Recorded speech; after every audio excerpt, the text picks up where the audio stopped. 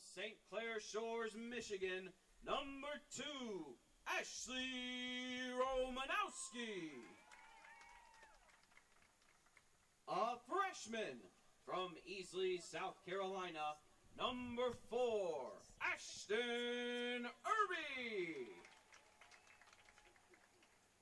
A sophomore from Ackworth, Georgia, number 5, Allie Kissel. A senior from Freiburg, Germany, number 6, Helen Schweiger. A sophomore from Greenwood, South Carolina, number 7, Emily Corrier. A senior from North Augusta, South Carolina, number 10, Mia Owens.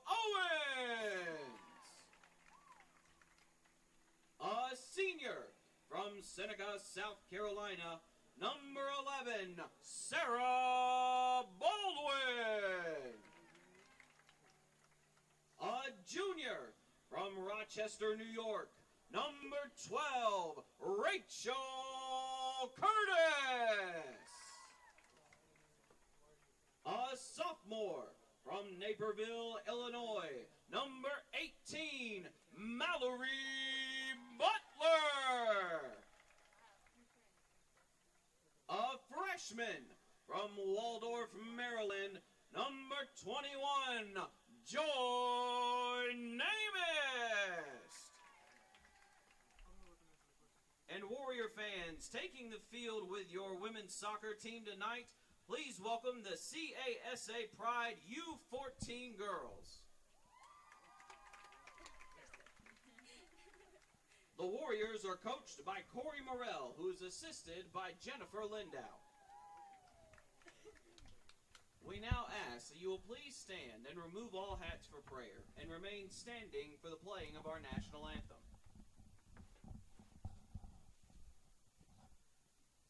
Our Father in heaven, we thank you for another day on this earth.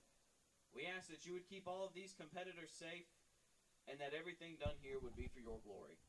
It's in your name we pray. Amen.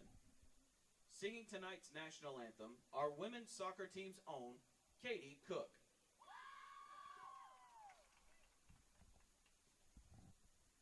Oh, say, can you see by the dawn's early light what so proudly we hailed at the twilight's last gleaming, whose broad stripes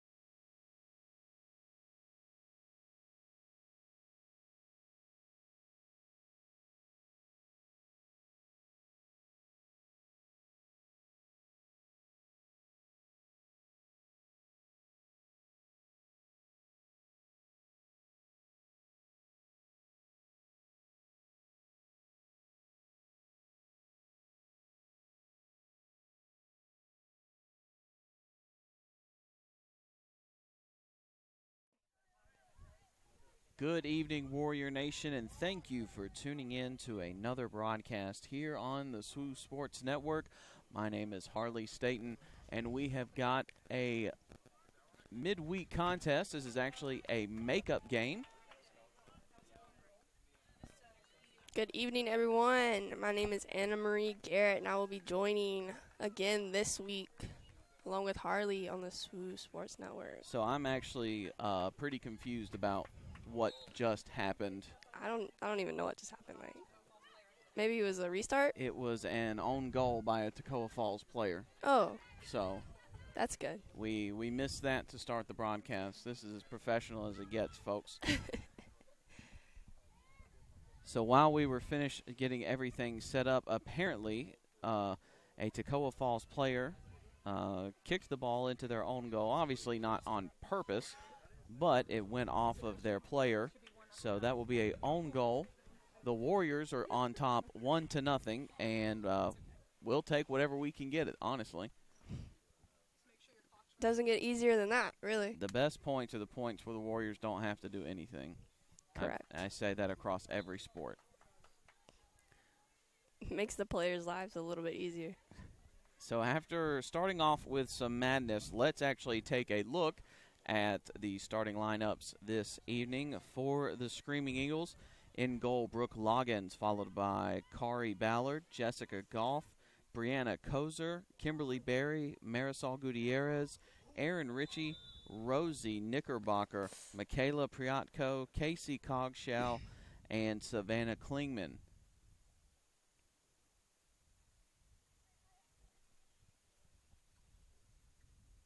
Warrior down on the field. I believe that's Helen Schweiger who is down.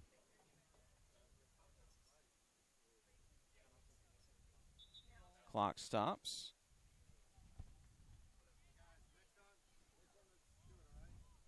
I think we did. Well, I think we waited. Yeah.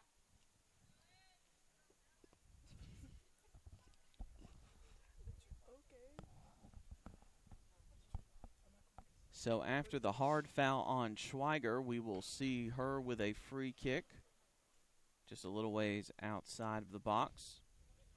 This could give the Warriors a chance to go up 2-0 very early.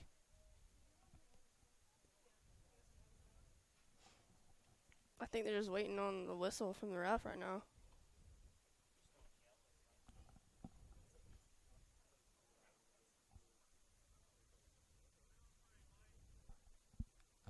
Official heading back out there.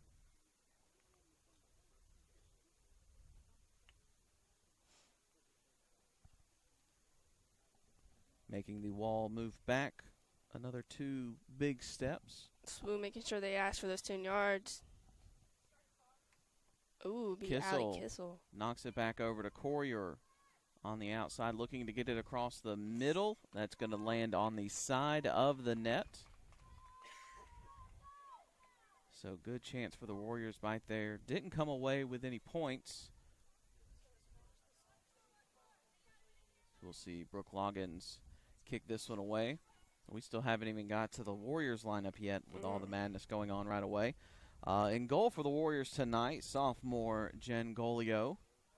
Romanowski now trying to get the ball inside. Cross. Curtis gets it, and that gets inside for a Warriors goal. Right over the goalie's hands. Big goal scored by number 12, Richard Curtis.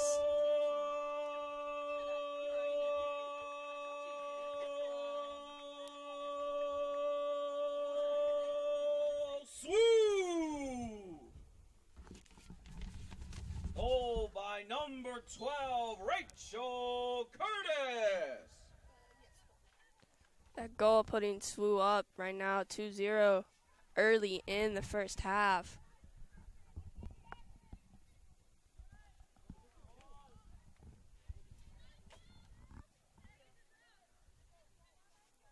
SWU looks to be setting up another one. Should they do it? Curtis Ooh. here. Romanowski, and they put it in. This is bad. Right off the goalie's hands.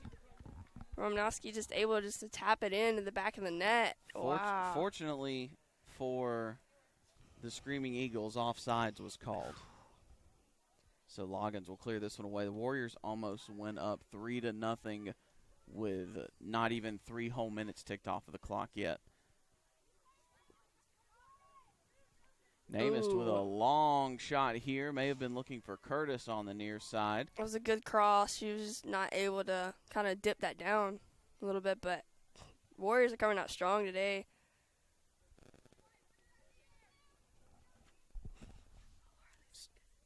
So maybe we'll have a second to actually get the Warriors lineup in after talking about Gengolio starting in goal.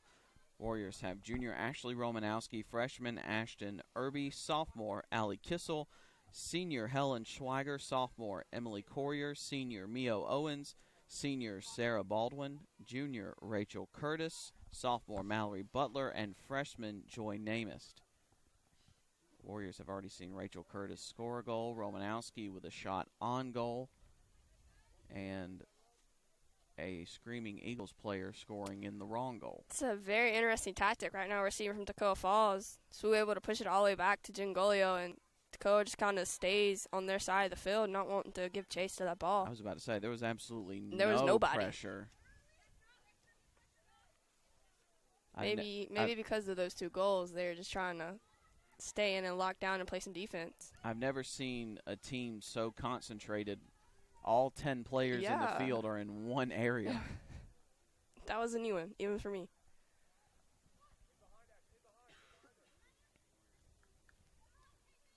There's not a lot of Toccoa players running for the ball either.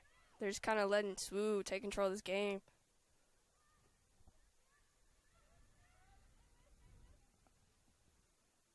Looks to be a goal kick for Toccoa. Oh, no. Corner. Correction corner. That was a little confusing. Couldn't really tell who that went off of. So Romanowski will head to the corner.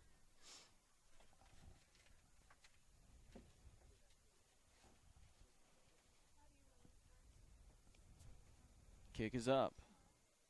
Curtis with the header. Schweiger trying to knock it back into the barrage of bodies. Butler gets it back outside to Romanowski. We've seen her take some long shots. Inside to Kissel, header, looking for one of her teammates here. Ball's going to go out of bounds. So goal kick for the Screaming Eagles. Even on that corner, we saw almost every single player from Toccoa Falls inside the 18 box. That's a new strategy that we haven't really seen so far this season. I've never seen one team concentrate so many players in such a small area of the I field. have not either. That was very, very interesting for me.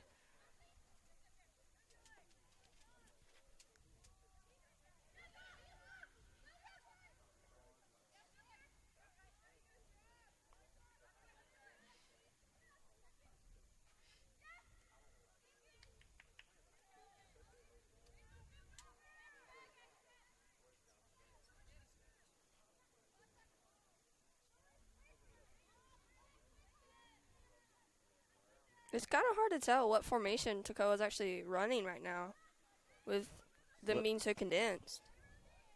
I believe it's a Little League formation. It's definitely something I've never seen on the collegiate level before. Gotta watch out. They might start playing Super Stopper.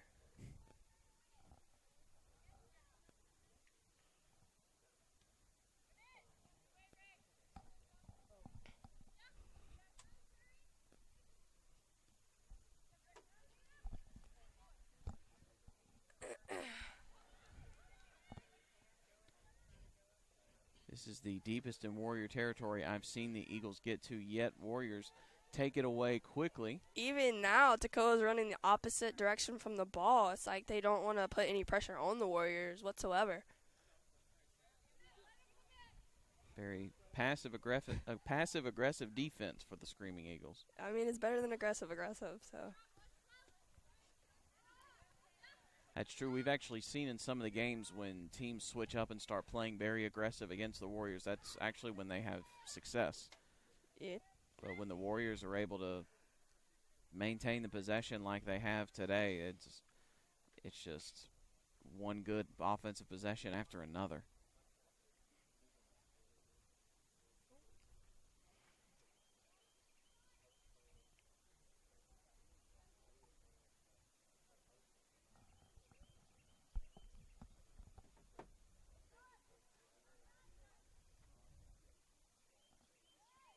Romanowski. That's probably the most defense I've seen Screaming Eagle play today. It's early in the game, so we'll give it to him for now.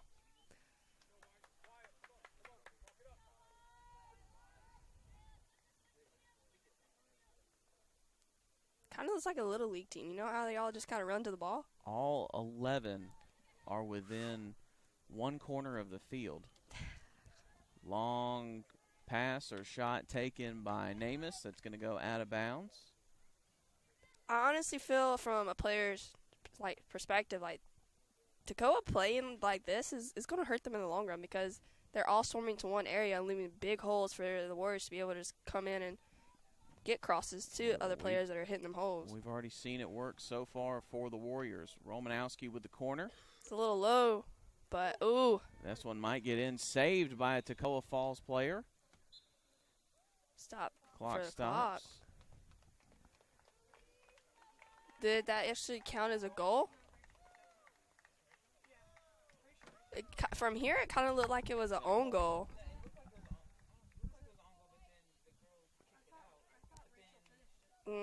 That was a very confusing shot.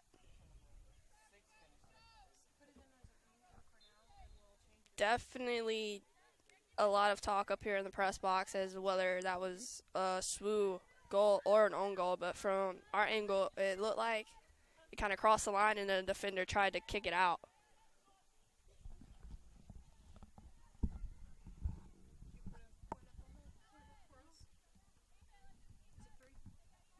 So Warriors now on top of the Screaming Eagles 3-0. Still very early on here in the first half.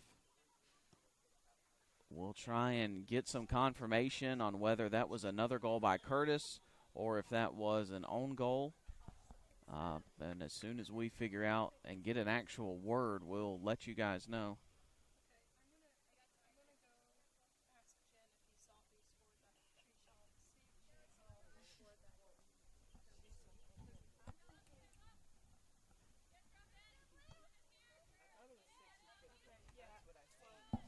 Be a correction on that goal. It will be number 12, Rachel Curtis, actually kicking it back in for the Warriors coming up 3-0. So 2 goals for Curtis early on here in this contest.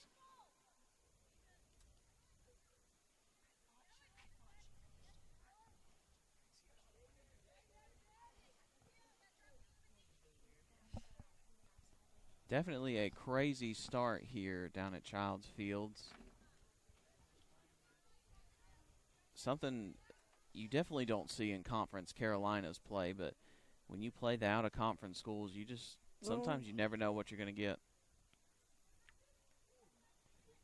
Right now, Toccoa giving SWU all the time in the world to just set up whatever offensive attack they want to.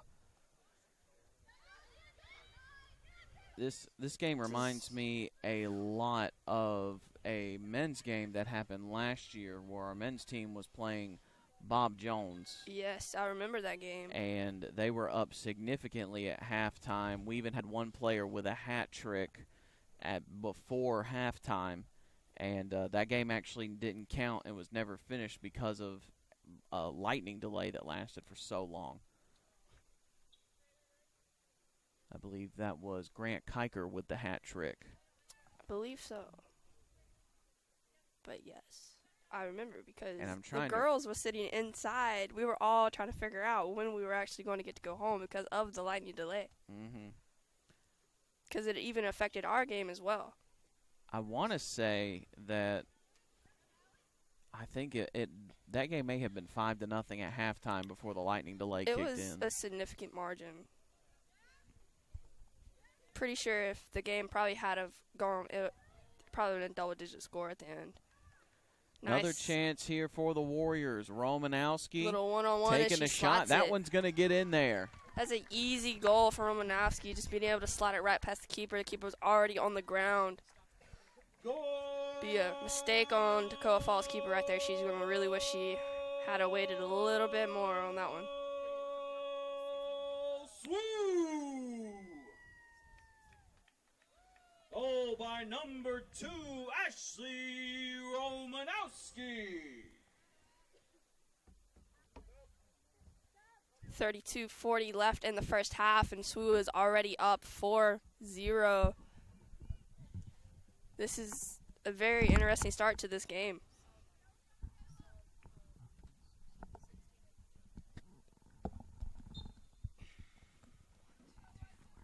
So Ashley Romanowski, after scoring that goal, coming out.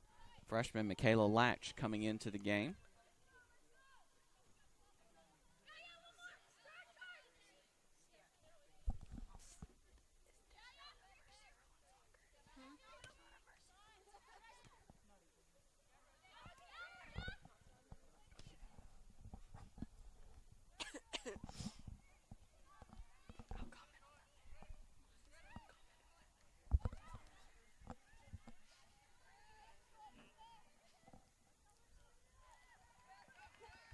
Looks to be another offensive attack there for SWU. Toccoa's really got to change something and kind of get it together. Because unfortunately, unlike some sports, there is no mercy rule in soccer. So if you're being pummeled, then you just got to take it. Fortunately, number 11, Sarah Baldwin, will be called offsides on that, saving Toccoa from probably yet another score. That's what I was about to say. Fortunately for the Eagles, not for the Warriors. There's a lot of sports that are getting rid of their mercy rules. I know one of the recent ones was baseball up on our level. There used to be a mercy rule in place, and now they've taken that away. So games that get out of hand, you think are going to not going to last very long, end up taking hours and hours. And it's sometimes hard to watch and even play in, because as an athlete you just get to a point where it's just hurts and then it just goes numb, because you know you can't do anything else about it. You're trying everything you can, but you know you just got to finish the game and keep giving the effort 100% and keep having that heart to just get it done, get it over with, and just take it with a grain of salt. So Joy Namist and Sarah Baldwin coming out of the game. Charlie Brown and I believe that was Peyton Madison Wolbert that came in. I believe so, number 33. Yes, Madison Wolbert. One of the Wolbert sisters came in.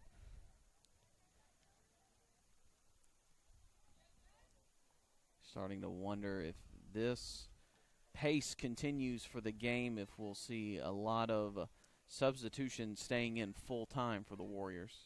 I feel like Coach Morrell's going to, with it being as like it is now, he's probably going to give a lot of players some opportunities to come off the bench and get some minutes. May even see some of the CASA 14U girls get some playing time. I would not be surprised at how this game's going right now. I'm pretty sure they could take them. Who knows? It might turn into a FIFA match and we see Golios come up the field with the ball and score.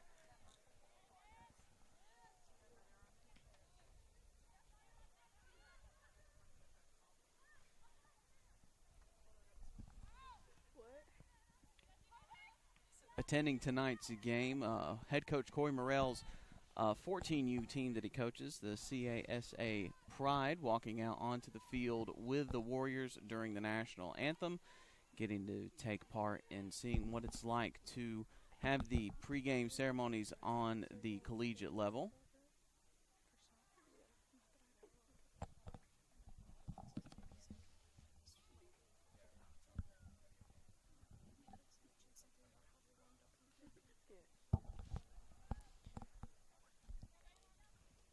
Today being October 1st, that brings in a very serious month around America, being Breast Cancer Awareness Month, and SWU really does take part. And actually today the Warriors warmed up in all pink warm-ups to be able to show that support, and some of the girls are actually out there with pink headbands and pre-wrap. So a lot of other sports do schedule games in honor of breast cancer awareness. Something I'm really glad that SWU actually gets to do.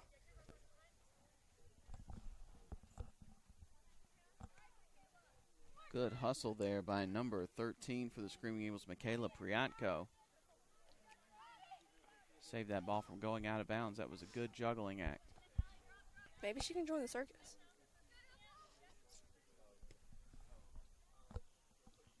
Ball heads back to Golio. Still not seeing any pressure from the Screaming Eagles.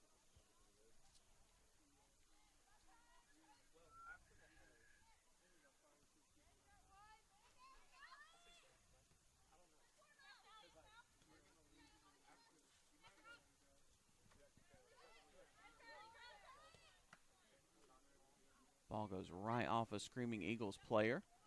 Trying to pass it inside. Butler's there to take it away.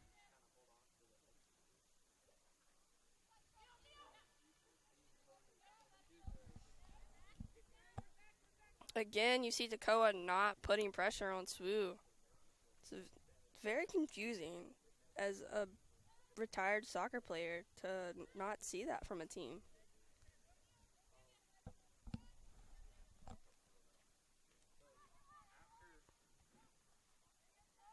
It's definitely interesting because, like I mentioned earlier, if you watch the tapes against Warrior opponents, teams that are aggressive are the ones that are successful against Southern Wesleyan. It's those ones that are constantly putting pressure against them, that constantly have the ball inside Warrior territory.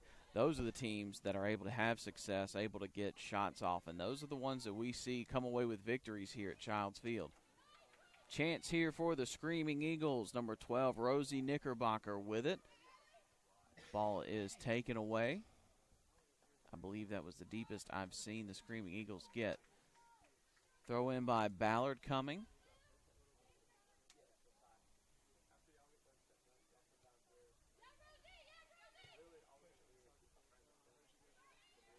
Kicked across.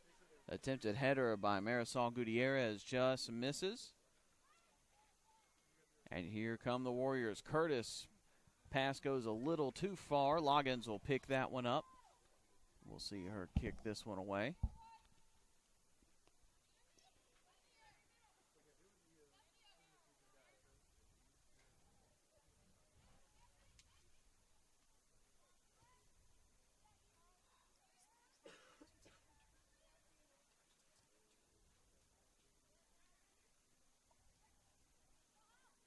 Latch kicks it towards that way.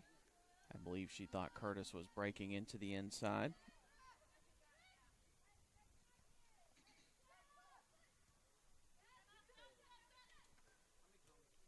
Just over 25 minutes left to go here in the first half. Toccoa trying to put something together here. Substitution number 15 for the Screaming Eagles, Hannah Langevin coming in.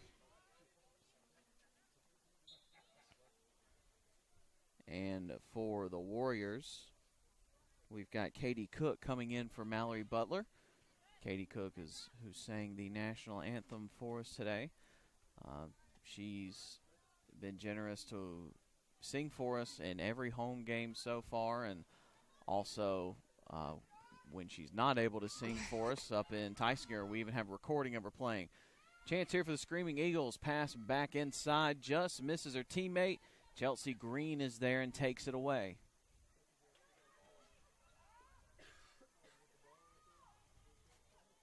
We see number 10, Mio Owens, all the way up, kind of with the forwards. Toccoa being as laid back right now in their formation, it's letting other players who usually don't make those runs have the opportunity to actually make the runs and build something. Players are able to be interchangeable right now. Green takes the pass away from the Screaming Eagles. Charlie Brown trying to pass it to Rachel Curtis. Nothing going there. Loggins picks it up. Curtis may have been offsides if she had been able to get to it. Loggins kicks it away.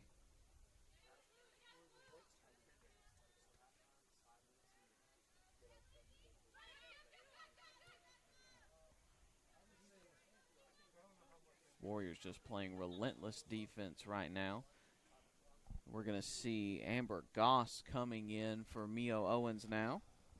Goss, a senior from Seneca, South Carolina.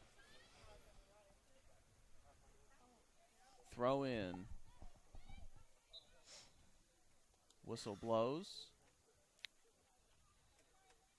Was that an offsides call? Yeah. It's interesting. I didn't think there could be an offsides on a throw-in, but I didn't either. That's definitely something new.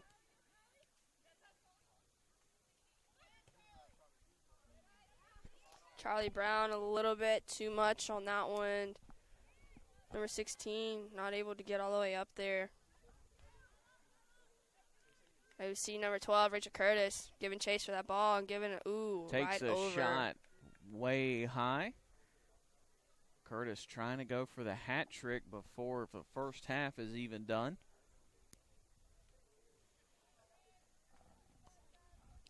You really feel bad for the Screaming Eagles because within the first 30 seconds of the game, they were victim of an own goal. We weren't even finished setting up and getting ready to go for the broadcast. We thought it was just a reset from the refs, but it actually ended up being an own goal. And it's got to be extremely hard to be down that quickly. That's honestly, it's one of the fastest goals I've seen scored here in the past several years doing this.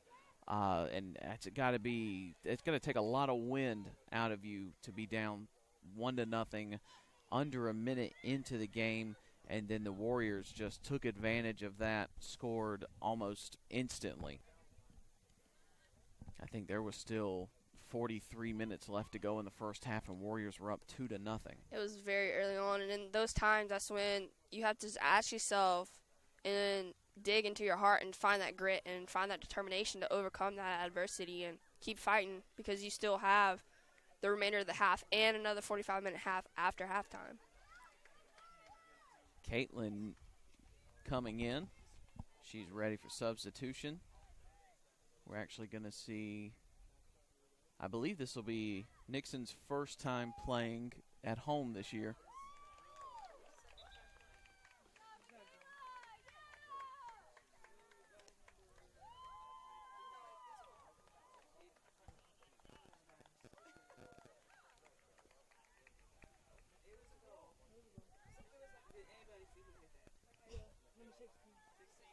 So there was another goal.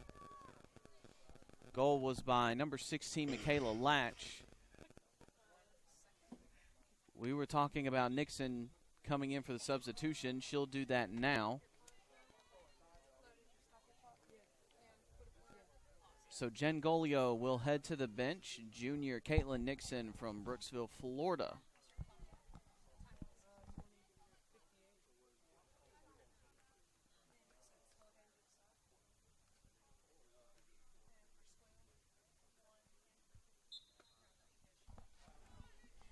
So now I believe the only starters that are still in for the Warriors, Emily Coyer, Ashton Irby, Allie Kissel, and Rachel Curtis. Everybody else has been subbed out.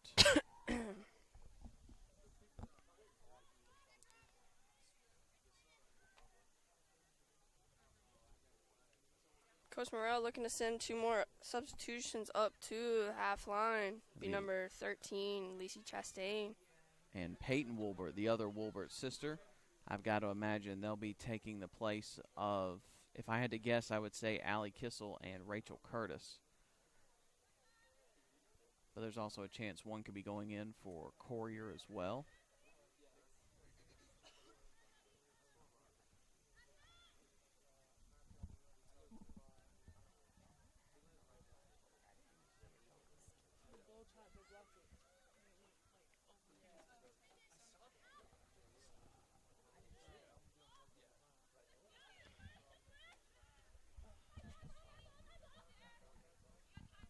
Good communication from the SWU Warriors. You can hear all the way up here, number 23, Amber Goss, calling everyone off to be able to switch that cross field.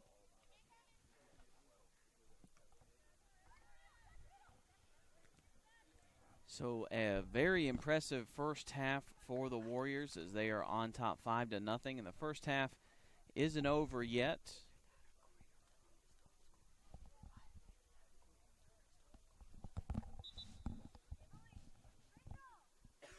So we hear the call outs. Rachel Curtis will be coming out, and I believe Emily Courier coming out as well. Wolbert will be going in for Curtis, and Chastain going in for Courier. So now I believe the only starters left are Allie Kissel and Ashton Irby.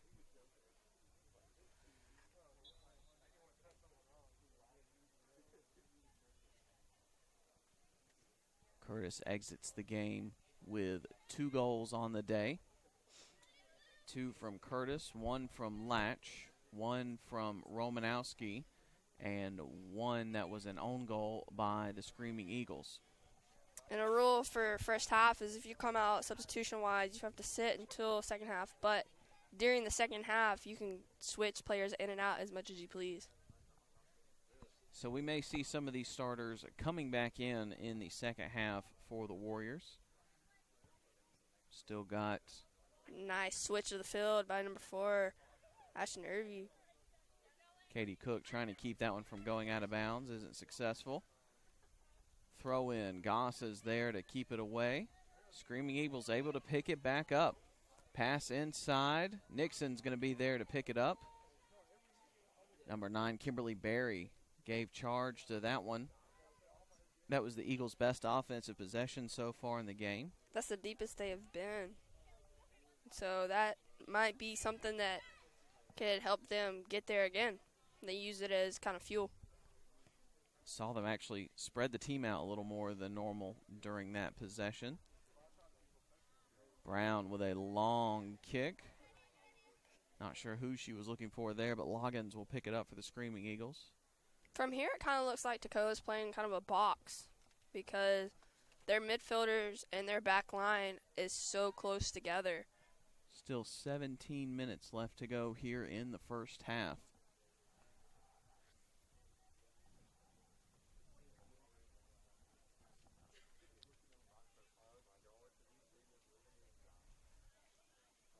Toccoa giving Swoo all the time in the world to just look up field and see who's wanting to get the ball.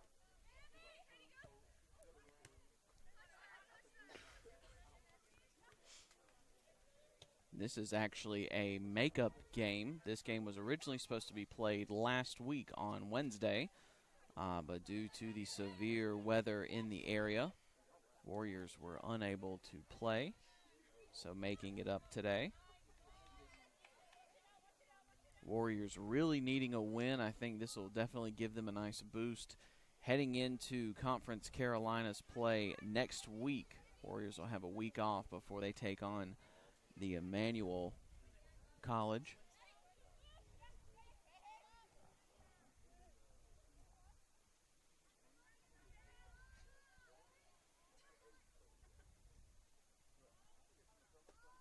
See a little switch there, number 9, Charlie Brown switching back to play on the back line, and number 13, Lisa Chastain coming up. Kind of goes back to earlier when we were talking about Swoo doing interchangeable roles right now.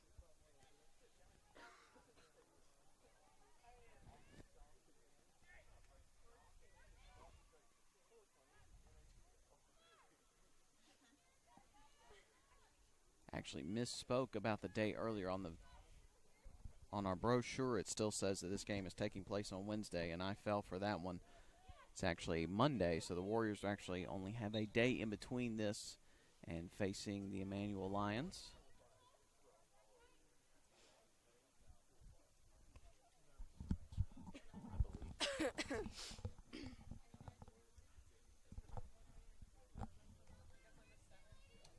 So a quick look at the Conference Carolina standings. Warriors sitting at 7th place. That is good enough to get into the Conference Carolinas tournament. Warriors are 2-3 in Conference Carolinas play, 3-5 overall. If they're able to hold on to this win tonight, that would bump them up to 4-5 overall. And then the Warriors have a stretch where every game but one down the road will be a conference game. Take on Emmanuel this Wednesday. That'll be in Franklin Springs, Georgia. They'll be at home Saturday taking on the Limestone Saints. Then the next Friday they travel to Spartanburg to take on Converse College. And then they'll take on King, North Greenville. And the last Conference Carolina foe they'll face is Mount Olive, with one non-conference game sprinkled in the middle, and that'll be on October 24th. That'll be a Wednesday where they'll take on Shaw. That'll be at 3 p.m. here in Central. Is Shaw new to the conference this time, or is that just a non-conference game?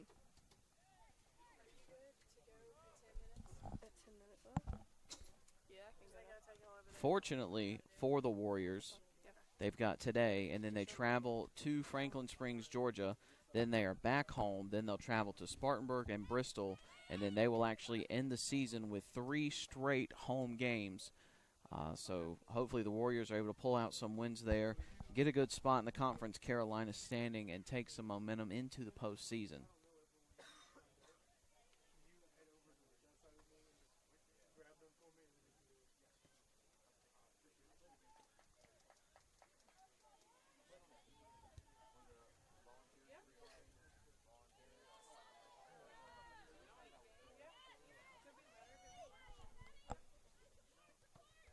Another chance for the Warriors. Latch trying to pass it to Chastain, just a bit out front. That'll go out of bounds.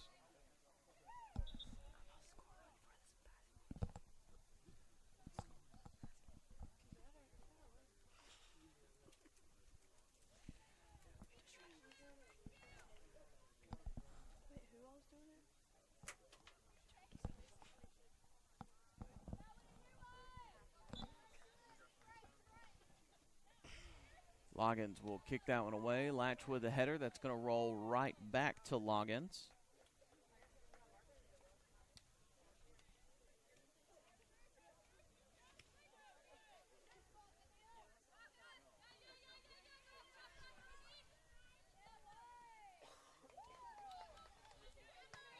Throw in by Katie Cook.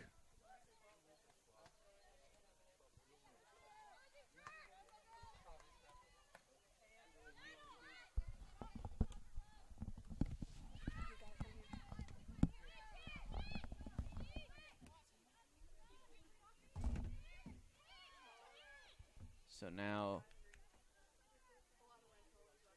Charlie Brown taking that one away from the Screaming Eagles.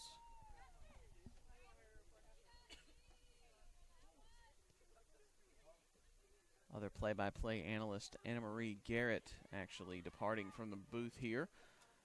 She'll be taking part in our halftime contest today, where our fans, we have 6 of them who are going to try and score on the mascot. Winner gets a gift card to Chick-fil-A.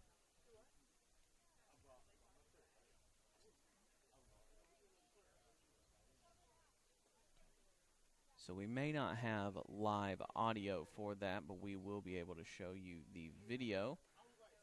We'll have the halftime stats pulled up. We'll get those away so we can bring it in. That will definitely be something interesting. Our Ty the Warrior mascot down here on the sideline. He'll be trying to defend the goal, try and keep everybody from scoring on him.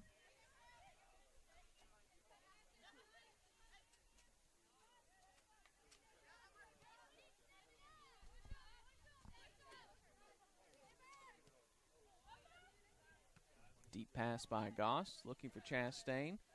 Screaming Eagles have it. Chastain just comes in and takes the ball away from number 12, Rosie Knickerbocker.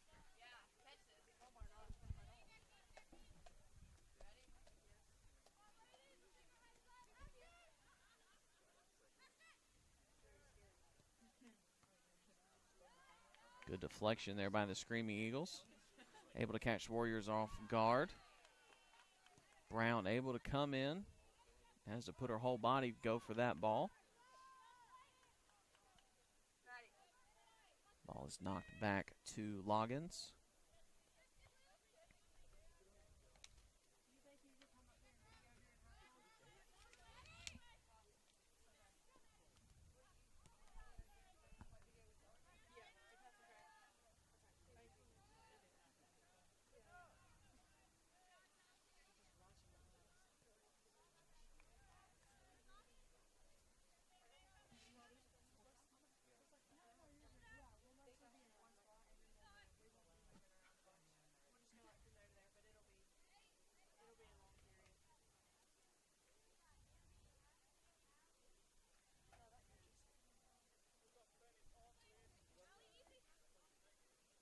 Throw in by Cook.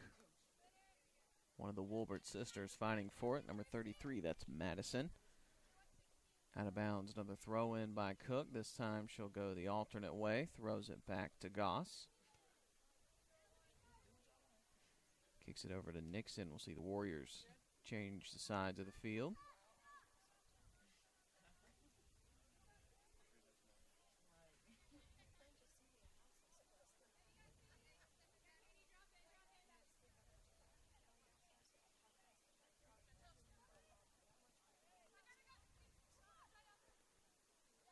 Screaming Eagles on offense now. Trying to keep the ball away from Kissel. Pass back. Peyton Woolbert is there. Comes in from behind, kicks it to Irby, knocks it back to her. Woolbert will take it across midfield. Trying to pass it to her sister Madison. Loggins is there though, kicks it away. That would have been a pretty sweet assist score sister combo.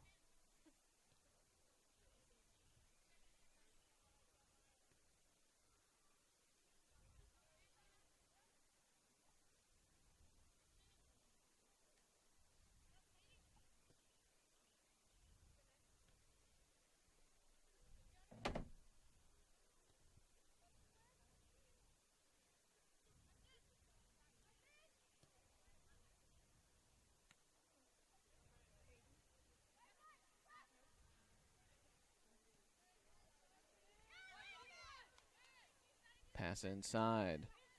Eagles with the ball here on the near sideline, going past the Warrior goal. Long pass. Number 9 is there. That's Kimberly Berry trying to kick it over, but it's going to end up going out of bounds.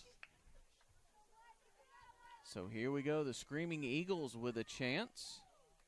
Just under 7 minutes left to go here in the first half.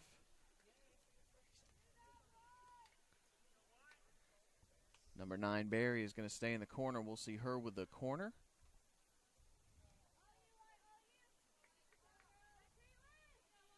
Interesting formation for the Screaming Eagles. Are all up on the front line. Now they're moving in. Shots taken. Header by Goss. That's going to roll away from the goal.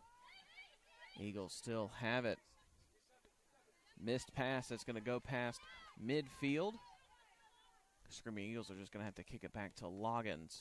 Changes directions.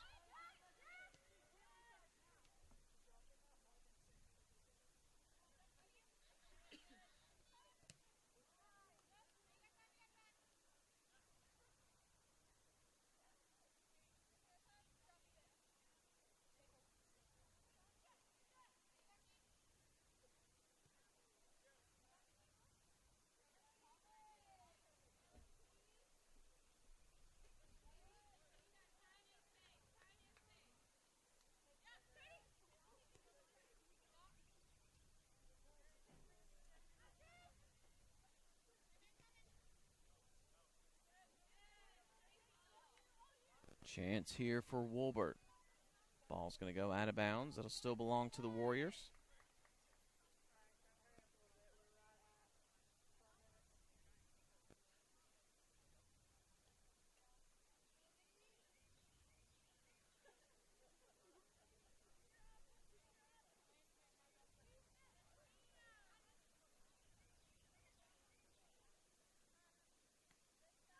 Throw in. Green has it.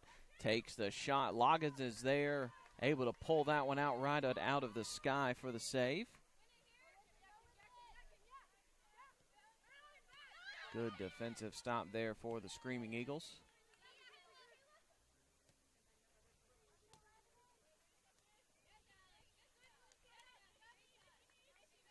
Madison Woolbert now making a miss. Passes it back. Green has to slide and knock that one back to Charlie Brown. Is going to get it to Nixon.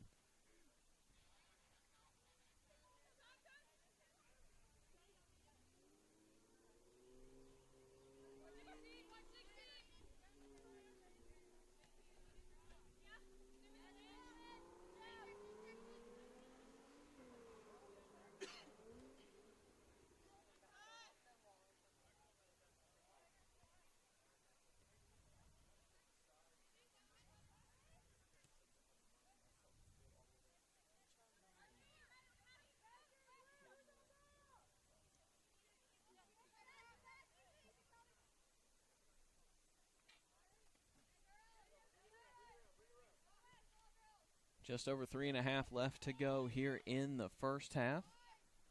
Warriors still on top of the Screaming Eagles 5-0.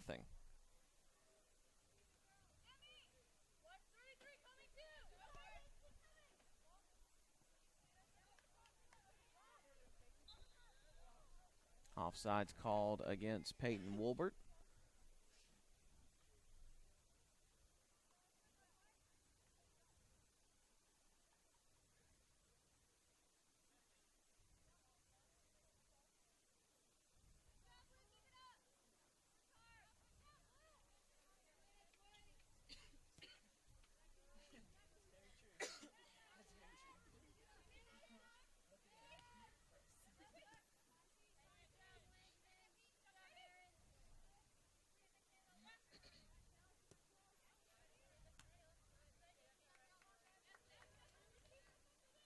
Chastain with the throw in.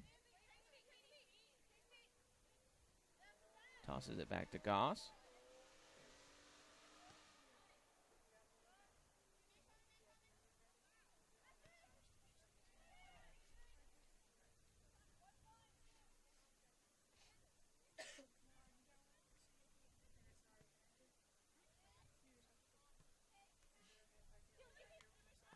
Chastain trying to pass it back to Cook, who was well in motion.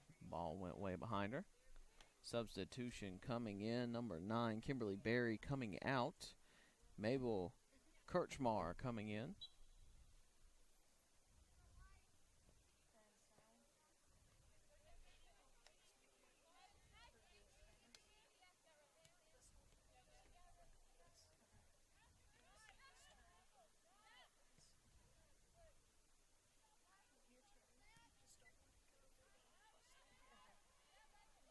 Just over 1.5 minutes left to go.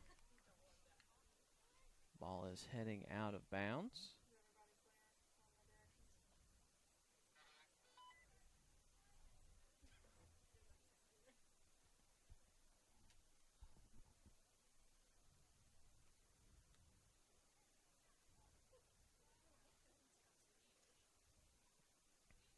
Loggins sets up.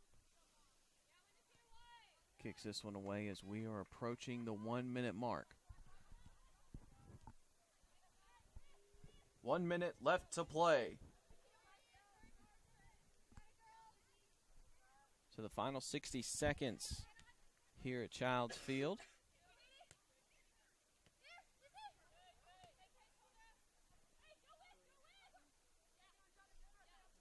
Screaming Eagles are going to kick that back to Loggins.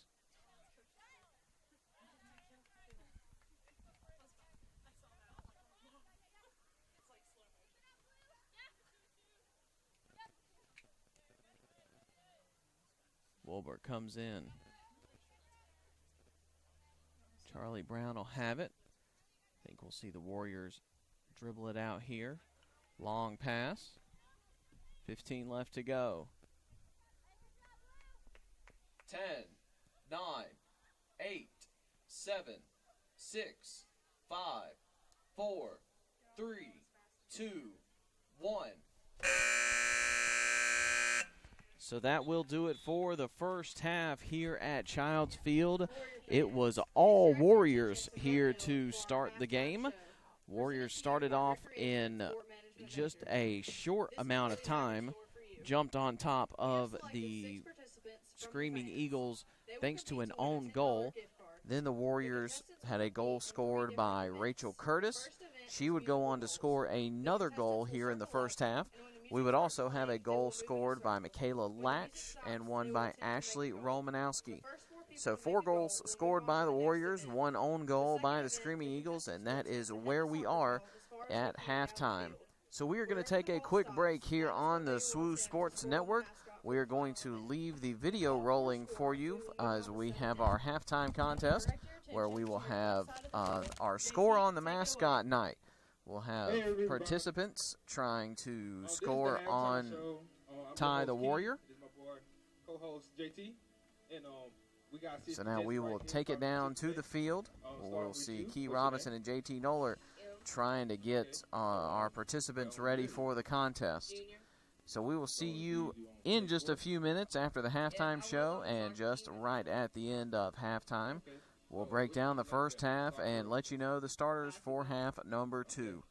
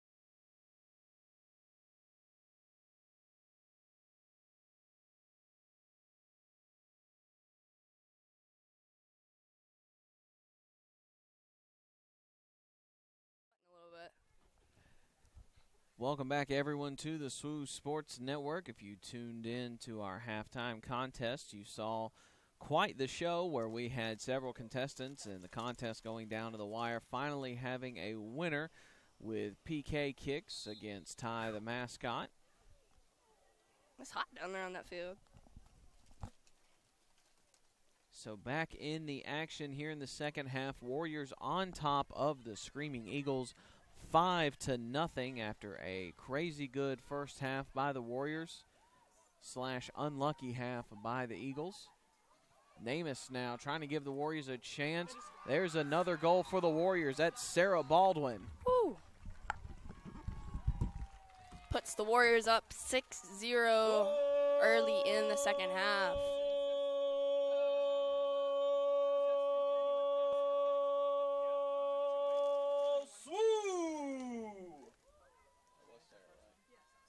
Goal by number 11, Sarah Baldwin.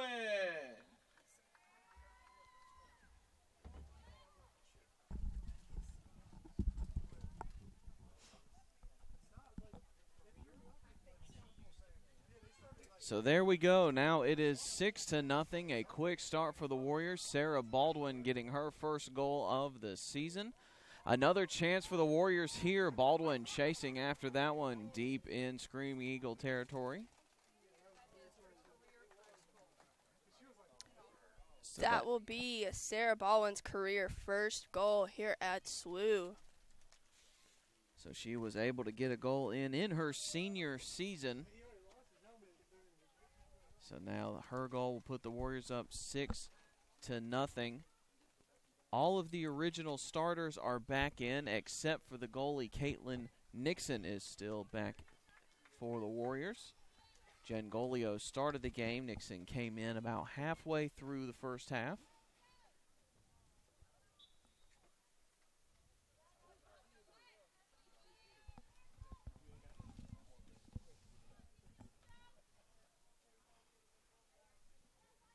Throw in by Courier.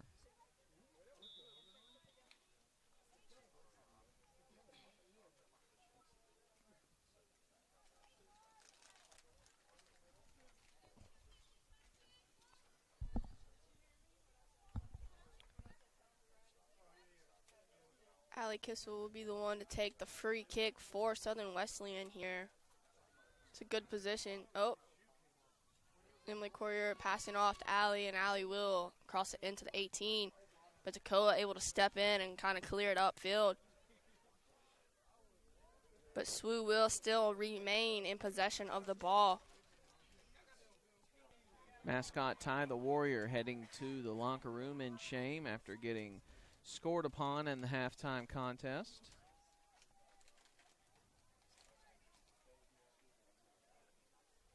Our very own AM got to the top three, but just couldn't pull off it right there in the end. Got to work on that left foot a little bit more.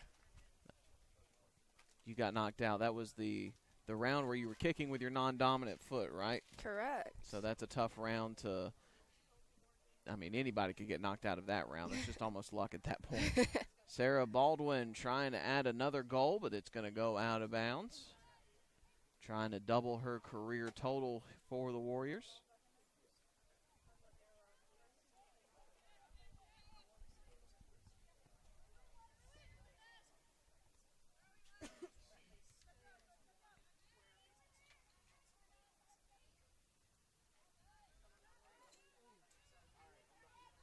Toccoa looking to put a little bit of pressure on SWU this early in the half. Something new that we did not see in the first half whatsoever.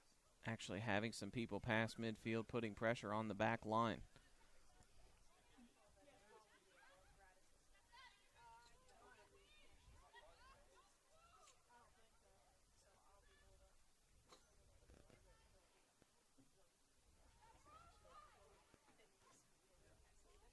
Long pass down to Sarah Baldwin. We'll see how far she takes this one. She's going to take another shot. Picked up.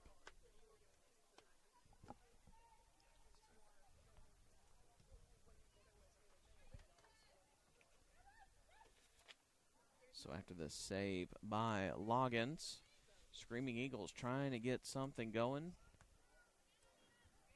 Ball is taken away by Owens.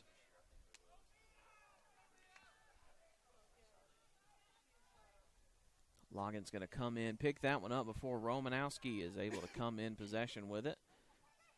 Romanowski was one of the goal scorers in the first half. Chance for Rachel Curtis here. She's going to take the shot. It's going to be wide to the left. Still trying to go for that hat trick as she's sitting at 2 goals on the day.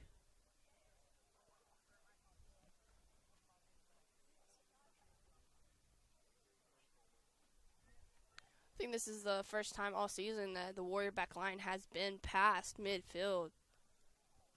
And the goalie be almost into the D in the 18.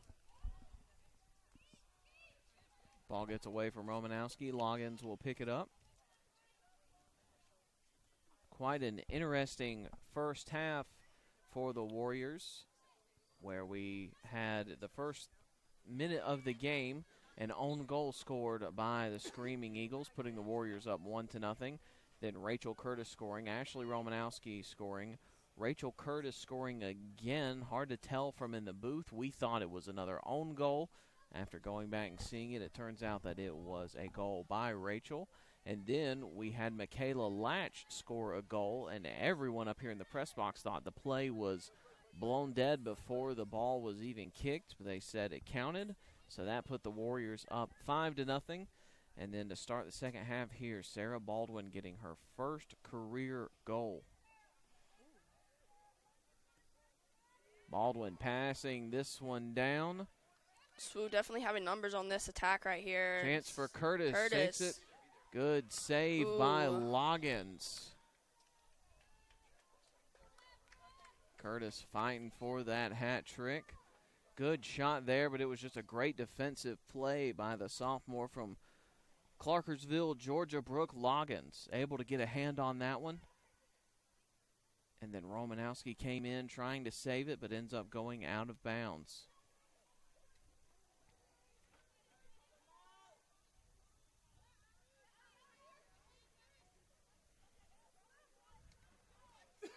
Green passing it inside, looking for Namus, knocked away by the Screaming Eagles. Kissel. Pass it over to Romanowski. Screaming Eagles trying to get something going, just trying to get the ball past midfield.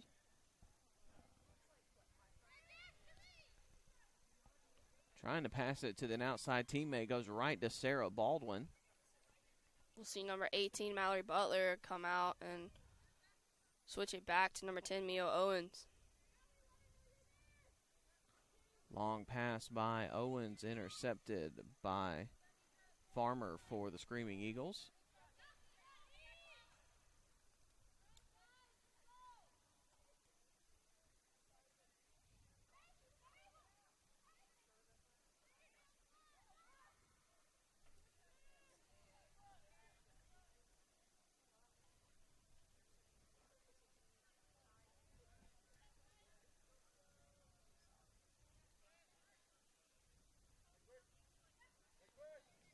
Irby with the ball. She was one of 2 players that did not get subbed out in the first half. Irby, along with Allie Kissel, played all 45 minutes. Everyone else had a sub come in for them at some point, but now all of the starters, except for Goldio, back out in the second half. We saw the Screaming Eagles offense come to life a little bit at the end of the first half. Weren't able to get any goals going. And now here comes the Warriors. Joy Namus trying to get in on the action. Takes a shot. Ooh. That one misses wide right. She was able to do a little footwork right there to get around the goalie who came out and collapsed down. But unfortunately, Toccoa back line got back in just enough time to kind of hit it out.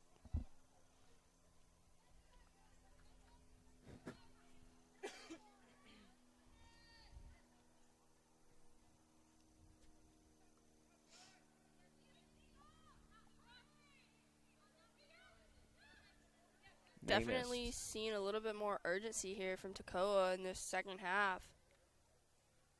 Romanowski trying to get it back across the middle. Good job by the Screaming Eagles to keep that ball in bounds. They're trying their best to get it cleared out. Looks like they might actually be able to do so. They've got Kirchmar right near midfield. Mio Owens is there to take it away and give the Warriors another possession. Baldwin has it on the far side, knocked back towards midfield.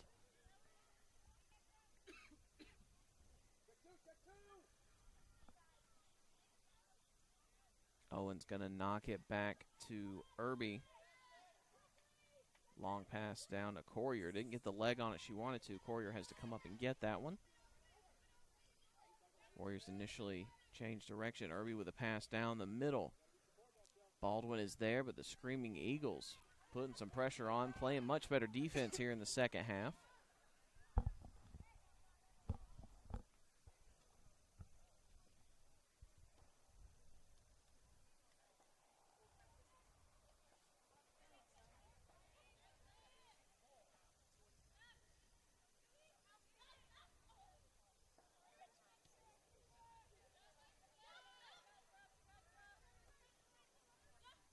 Looks like Coach Morella is choosing to make some substitutions here. Nixon picks up the ball.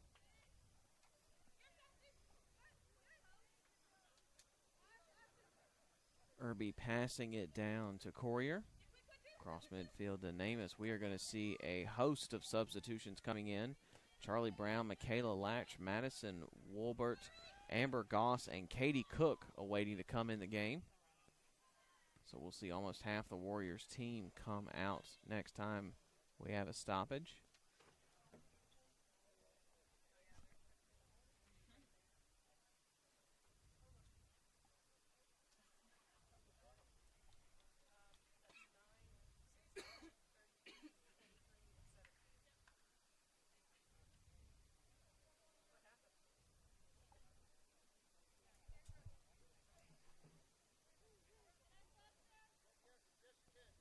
Toccoa number 11 looked to take a pretty hard hit right there and ended up grabbing her head, so the refs will send her out just to make sure she is okay.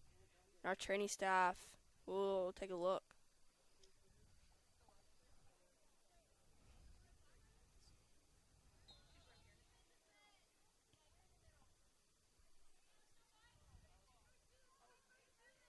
So play will resume. We'll see Loggins kick it away. Big kick by Butler to send it back. Since it was an injury, only the Screaming Eagles were allowed to sub there. The 5 Warriors still on the sideline here, waiting to go in.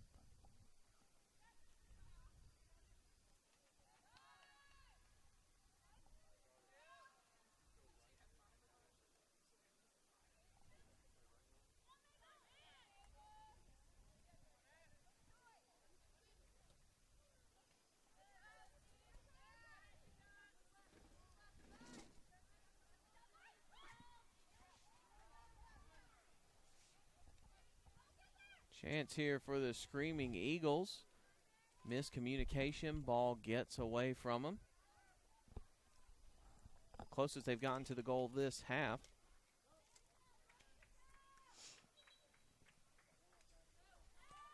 So now Lacey Chastain will join the bunch. That will make 6 substitutions coming in. Amber Goss, Katie Cook, Michaela Latch, Madison Wolbert, Charlie Brown, and Lacey Chastain coming in.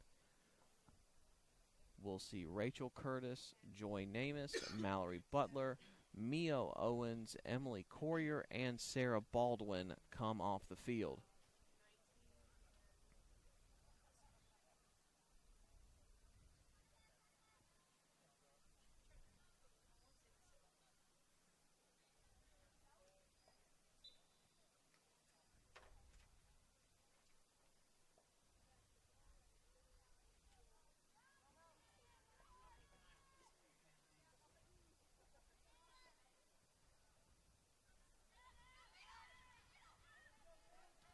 Another chance here for the Screaming Eagles. Ball is intercepted by Chastain. Eagles actually able to put together a couple back-to-back deep offensive possessions. Here comes Charlie Brown for the Warriors, passing it inside to Latch. Latch is going to get the shot off. It is deflected and taken out of the goal by a Screaming Eagle defender. That will set up a SWU corner. Number 2, Ashley Romanowski, be taking that on the far side of the field.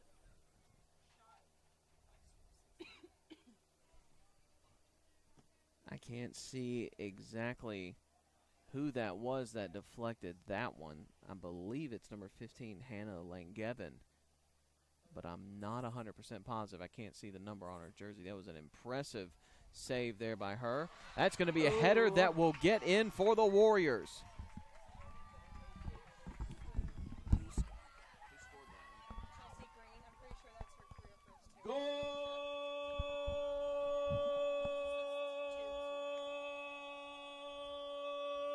SWU! Goal by number 3, Chelsea Green! That will also be number 3, Chelsea Green's first career goal here at SWU, happening in her senior season. She will be graduating in December and headed back to the Cayman Islands. So it's a pretty exciting night for the Warriors with Sarah Baldwin and Chelsea scoring their first career goals. It's going to put the Warriors on top 7-0, just under 30 minutes left to go in the second half.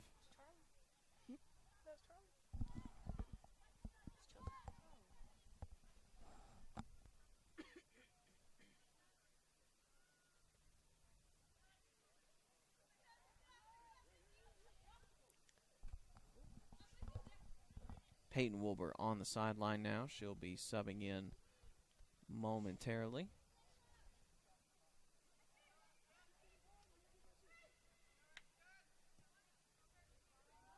It's a nice ball sent upfield, and number 9, Charlie Brown, will be the one to take it and cross it into the box. But Toccoa is able to get a foot on it and get it back out. But it will come back to number 13, Lucy Chastain, take control of it, seeing what she wants to do. Little 1-2 touch there. Romanowski with a chance, driving inside, takes the shot. Good save by Loggins. That save will set up yet another SWU corner. Can they score another header off of this to put them up 8-0? We will see the substitution. Romanowski will come out. Little change here, so number 9, Charlie Brown, will be the one to take the corner here. Peyton Wilbert comes in. So now a scenario similar to the first half. I believe that is all substitutions except for Irby and Kissel. Corner by Brown.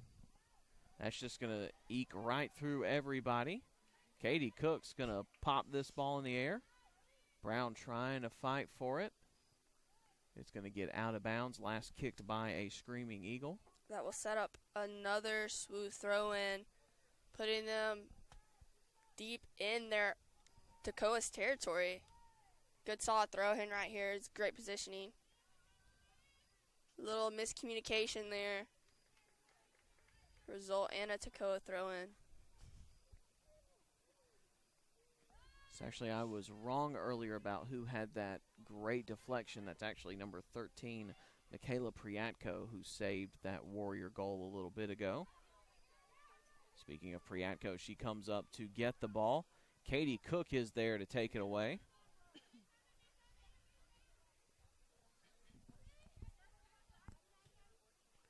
Chastain passed down the near sideline, looking for Wolbert, met by a Screaming Eagle.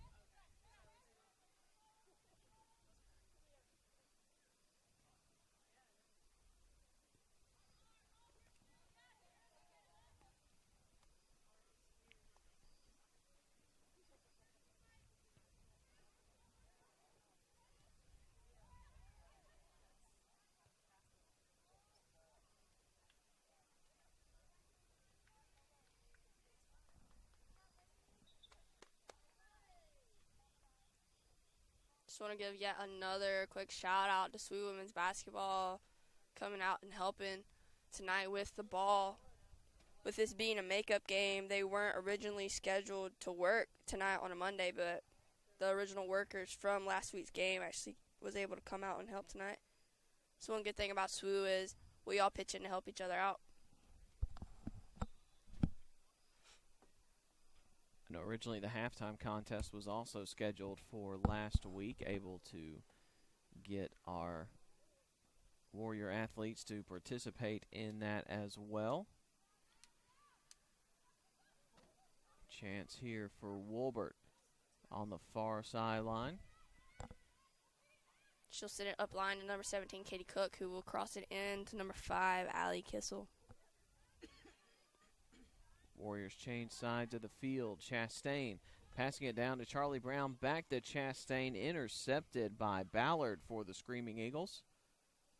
SWU is using both sides of the field very well this half and in the first half. Toccoa is putting up a little bit of a fight, but still wanting to hang back in their half to play defense. Screaming Eagles definitely playing much more aggressively this half than they did in the first. Kissel passes down to Chastain here on the near side, right in front of the Warriors bench. Wolbert passing it over to Brown, back to Wolbert. Gouging right through the middle of the field. Cook passes it out to Irby.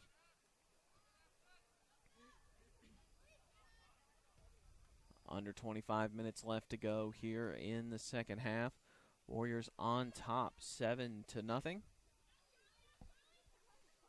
Some contact there by both players. No whistle blown.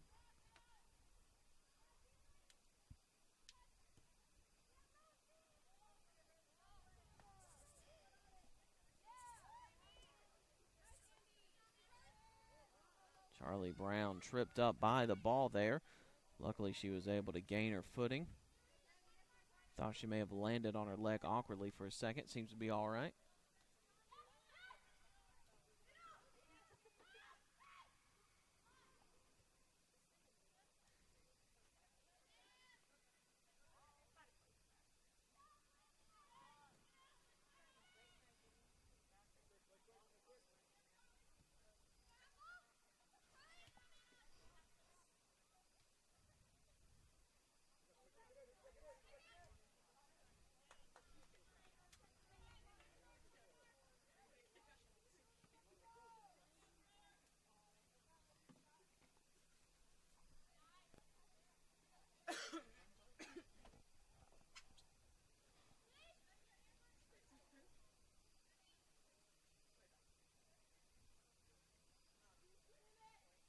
I think this is the first time tonight that we have seen multiple Toccoa Falls players past midfield. Usually they just send up maybe one, but as we saw there, we had 4 trying to come up and pressure SWU a little bit.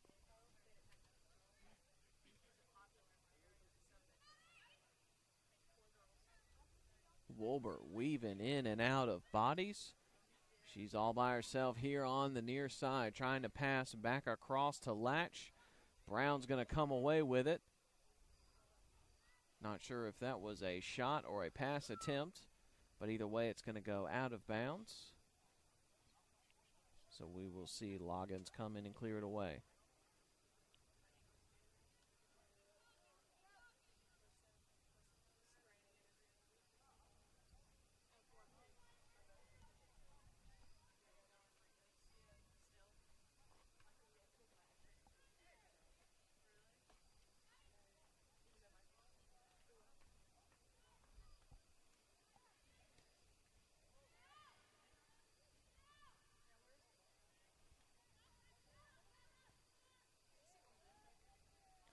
So another save by Loggins. She's definitely stepped up her game here in the second half. More saves than in the first half already.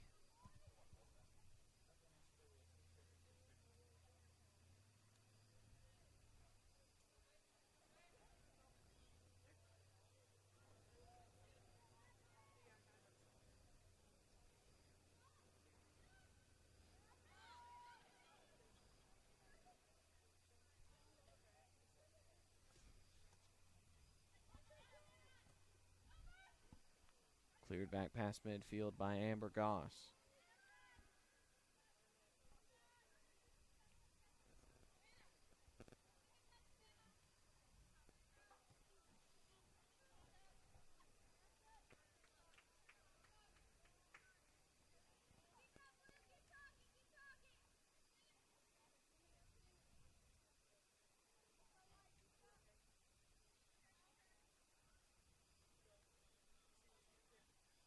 After the sun is set and the lights have come on, things have really quieted down here at Childs Field.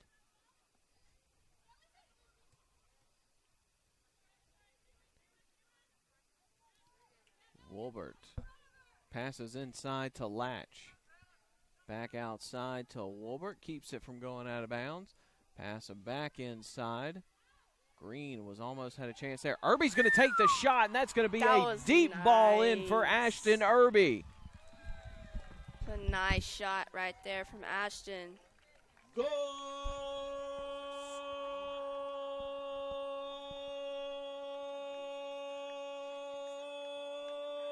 Swoo! Goal by number 4, Ashton Irby.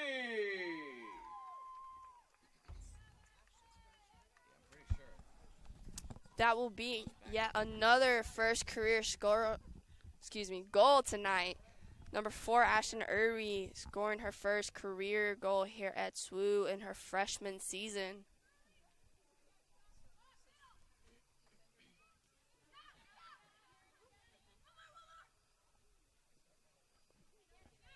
So it's not too often you get the back defenders able to score a few goals, but it's happened this evening. We've seen Ashton Irby come in and score here. That was a rocket. She was way outside the box, just took the shot, able to get it in. Warriors now on top of the Screaming Eagles 8-0.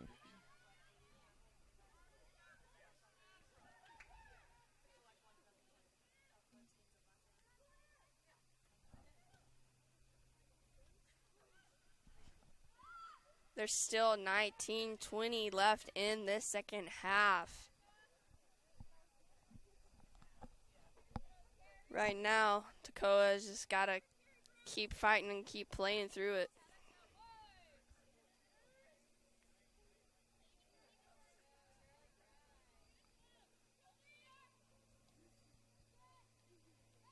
Even though the Warriors have been able to put 3 goals on them this half, it is definitely tell this is not the same Toccoa Falls team that was playing them in the first half. They are much more aggressive. They are spread out a little more across the field. They've actually had several decent offensive possessions this half, so the adjustments that they have made have definitely shown improvement. It just hasn't equated to goals on the board yet. So some substitutions. We'll see one of our starters join Namus coming back in. This will be Allie Kissel's first time on the bench tonight. Namus coming in for her. A couple of substitutions coming in for the Screaming Eagles as well. Number 5, Jessica Golf, and number 9, Kimberly Berry coming off the field. So Kissel getting her first chance at rest today. That just leaves our most recent goal scorer, Ashton Irby, as the only player to have scored, or excuse me, to have played every minute so far in this contest.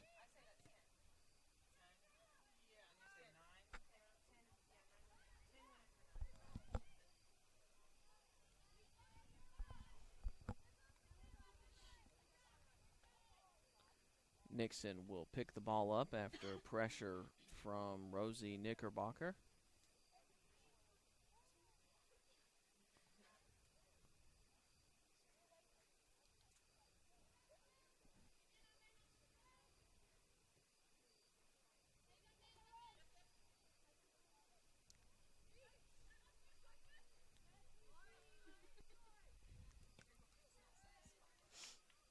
Lacey Chastain hitting her own teammates with a ball as it goes out of bounds. Mio Owens, victim of that out of bounds kick.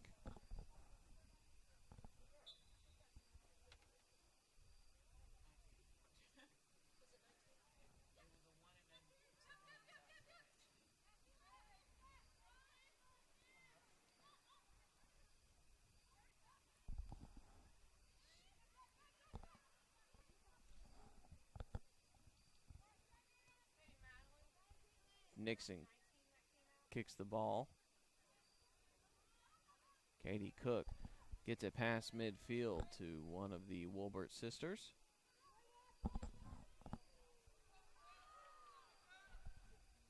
Michaela Latch now on the far sideline.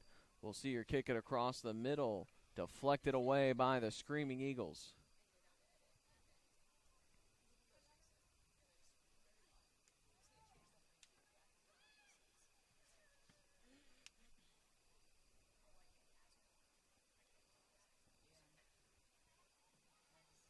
Irby gets in there, takes the ball away from Toccoa Falls. Only had one offensive player in the area. She had no help, nobody to pass it to that was in the vicinity.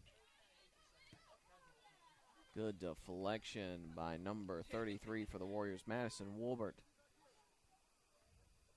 Throw in by Toccoa Falls.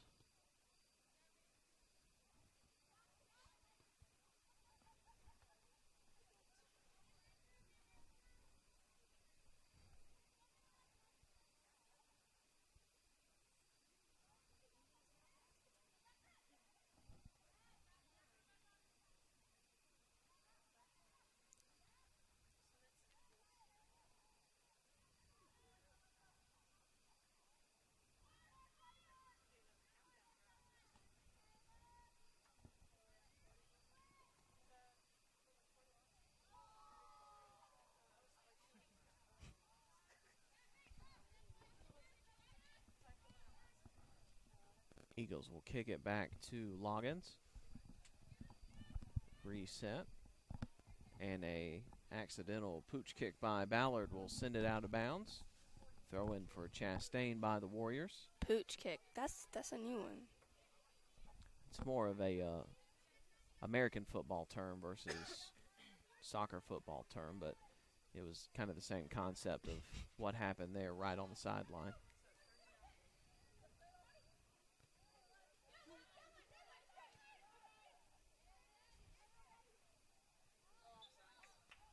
Offside's called against Namath as she gets down near the goal.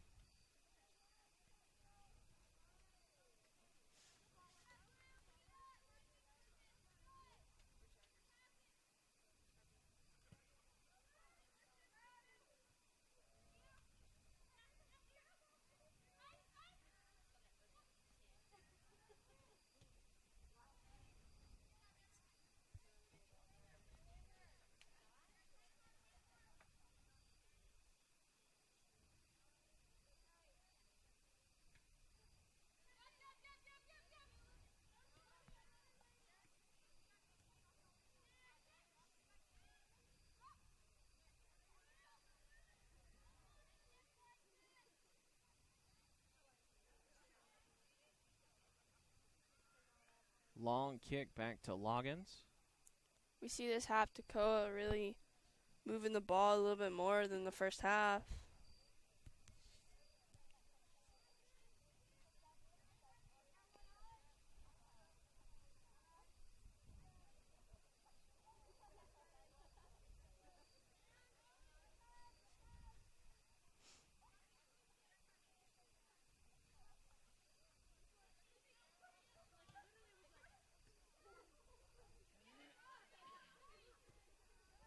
Screaming Eagles knock it out of bounds just to try and prevent the Warriors from storming down the sideline.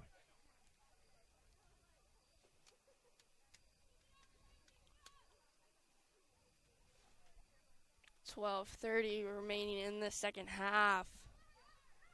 Toccoa is just trying to put one in the back of the net and not go home with an 8-0 shutout.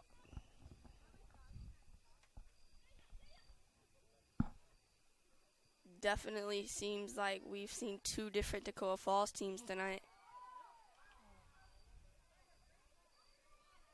Woolbert, Peyton Woolbert, that is. Chance there near the goal, gets closer to the corner. Screaming Eagles have it now.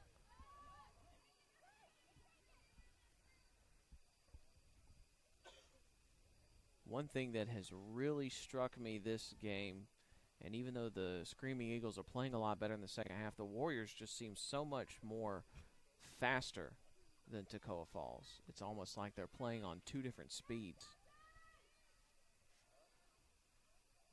The good thing with that is SWU is not playing down to Toccoa's speed. They are continuing with their own speed and letting that separation be seen and be known.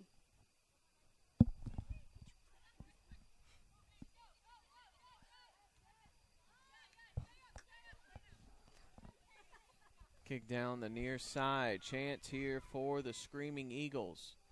Goss is defending. Number 10 trying to get it inside. Brown's going to have the header to knock it out of bounds. Good job there by Marisol Gutierrez. Throw in for Toccoa Falls.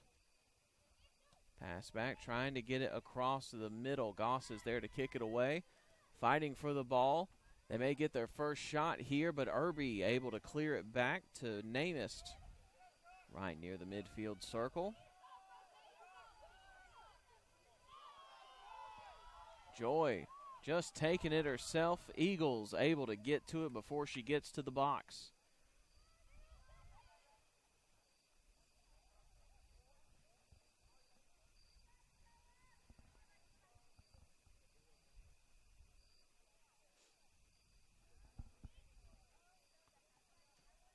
Head coach Corey Morrell using this as a teaching moment for his 14U team.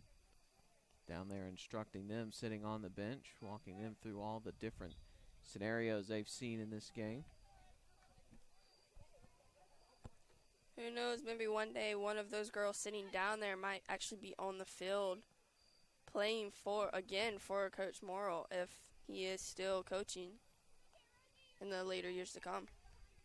There's a lot of times, especially in soccer, where especially more local talent has a better chance of getting to the same place. Especially when they're used to the coach, they're used to the offensive and defensive schemes that they run. It just makes them an automatic good fit for the program as long as the talent's there. So I think there's definitely potential that we could see one of those 14U girls on this team in the future.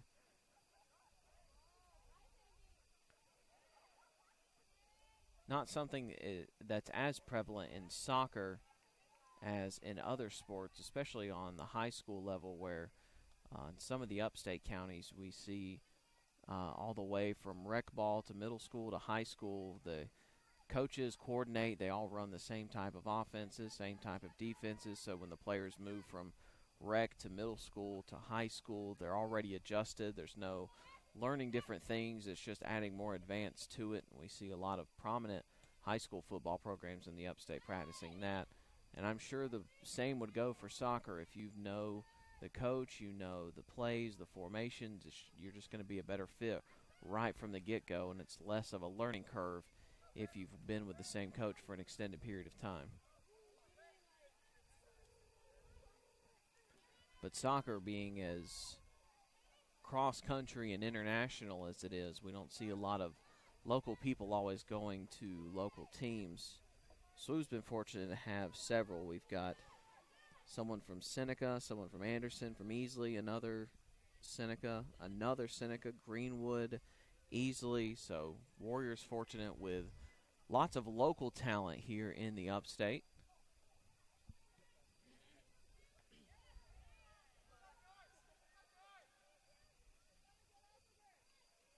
I feel like it's a great opportunity as well with Coach Morrell having that opportunity to have the girls here. And, of course, the SWU Warriors do get to go out and support the 14 games and stuff. So it creates a good bond and a good relationship between the girls from both teams. So it's a good opportunity all around for SWU in itself. And I believe there are some other teams on campus that actually do the same thing as well, because I know some volleyball girls actually do some travel coaching as well, so works out for everyone. See head coach Kaylin Jury talking to her players individually as they come to the sideline, using this as a moment for this program to build on, to really just if I was a coach, I would congratulate my team for really improving from one half to another. even though the score shows 8-0. Warriors have put 3 goals in this half. This Toccoa Falls team has definitely improved from half one to half two, actually applying pressure, spreading out their team a little more. And they haven't given up either. Yeah. Most teams we would see in this half would stop playing and actually stop giving the effort, but Toccoa is still fighting and still pushing to try to get one in the back of the net. And Toccoa's actually had more good offensive possessions this half already than they did in the first half, but Warriors, like I mentioned a little bit ago, just seem like they're playing on a different speed. But it's also good, like you mentioned, where the Warriors aren't playing down. Good teams don't play down to their competition.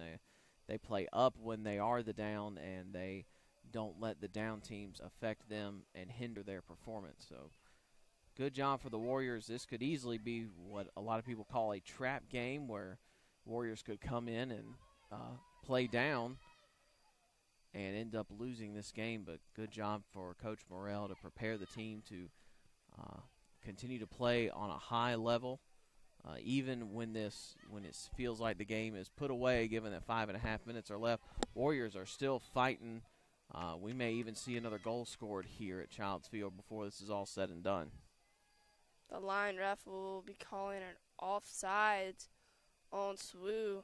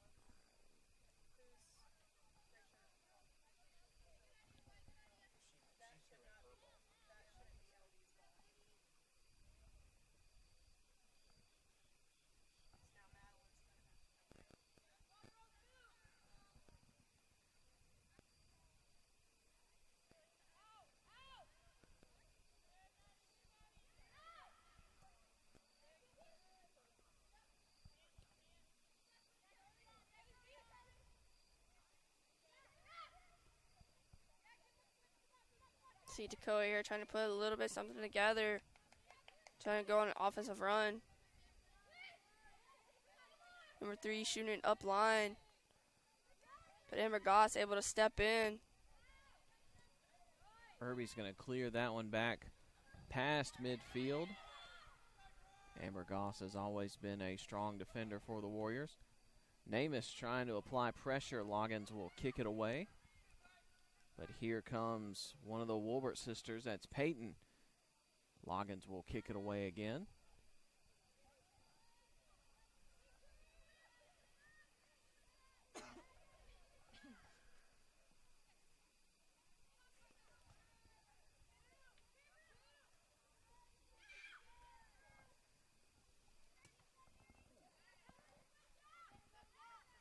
Chance here for the Screaming Eagles.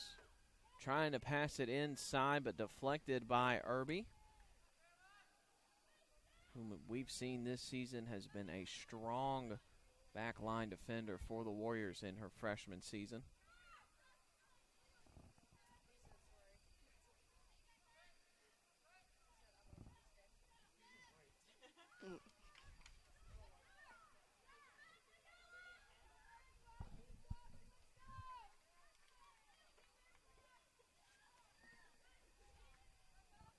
Another deflection by Chastain. Ball goes out of bounds. Another throw in for the Screaming Eagles. Pass inside. Chance for a possible shot here, but that is going to be deflected. I believe that went off of Green's foot, and then Wolbert was able to get it back up midfield. We see Amber Goss making a run completely off the back line all the way upfield. Let's Katie Cook handle it the rest of the way. Joy Namath with a chance here.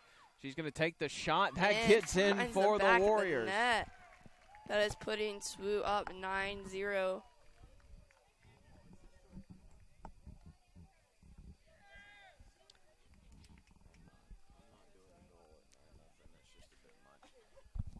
that her first? No. So Joy Namath now. That will put the Warriors up 9-0 with 90 seconds left to go in the second half. We've been seeing Joy trying to find the back of the net all night, and finally she's able to connect with that. All that effort, it just goes back to show just never giving up on every single play, and you will be rewarded for it.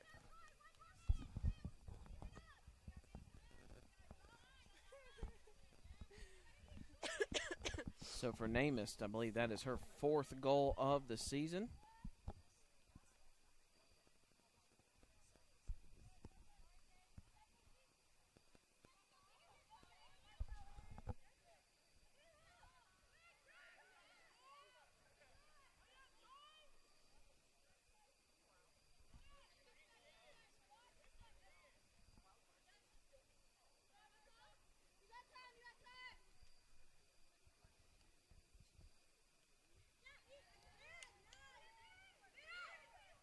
Less than 30 seconds left in this game. Ashton Irby sending the ball all the way upfield. SWU is choosing just to kind of stay back.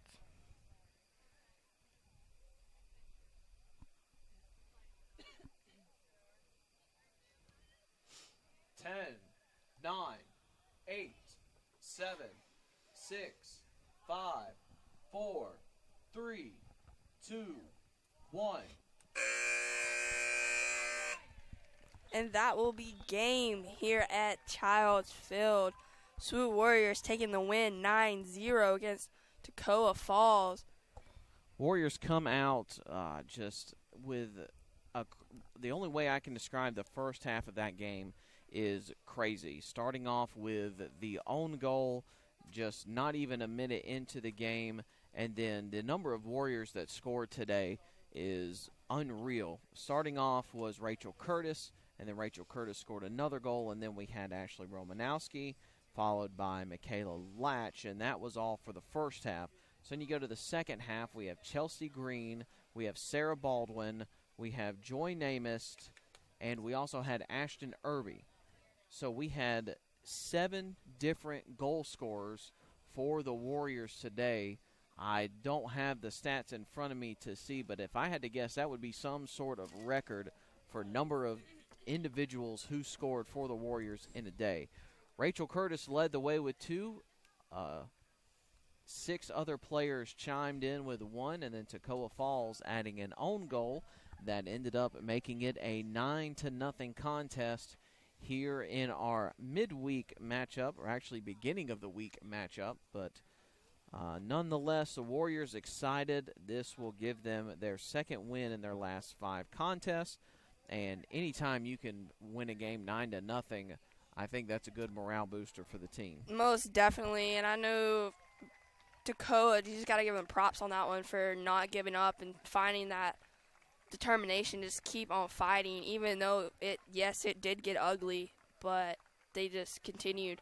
And this would be a learning lesson because not only did Toccoa keep going, but they also worked on a lot of things tonight as well. It's a good thing to see that just a couple years ago, we saw the Warriors in this kind of scenario where they were Toccoa Falls. We saw the Warriors were losing the games.